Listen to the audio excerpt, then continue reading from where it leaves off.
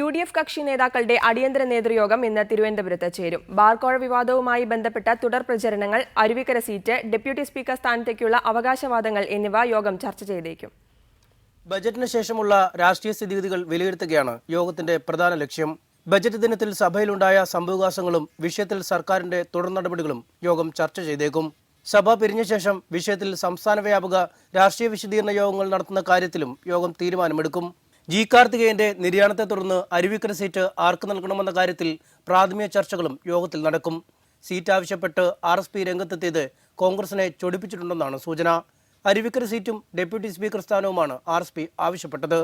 Deputy speaker സ്ഥാനം ഒഴിവന്ന ശേഷം ഇക്കാര്യത്തിൽ ചർച്ചയെന്നാണ് കഴിഞ്ഞ UDF യോഗത്തിൽ മുഖ്യമന്ത്രി ഉമ്മൻചാണ്ടി നിലപാടെടുത്തത്. അതുകൊണ്ട് തന്നെ ഇന്നത്തെ യോഗത്തിൽ ഇക്കാര്യം ചർച്ച ചെയ്യേണ്ടി വരും. ഡെപ്യൂട്ടി സ്പീക്കർ സ്ഥാനത്തേക്ക് അവകാശവാദം ഉന്നയിച്ചെങ്കിലും ഇക്കാര്യത്തിൽ ഉറച്ചു നിൽക്കേണ്ടതില്ല എന്ന ധാരണയാണ് കേരള കോൺഗ്രസ് മാണി ഗ്രൂപ്പിൽ ഉയർന്നിരിക്കുന്നത്.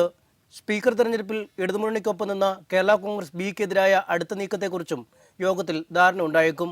പിള്ള മുന്നണി വിട്ടിട്ടും ബോർഡ് കോർപ്പറേഷൻ സ്ഥാനങ്ങൾ പിള്ള ഗ്രൂപ്പ് ഒഴിഞ്ഞിരുന്നില്ല. റിപ്പോർട്ടർ, തിരുവനന്തപുരം.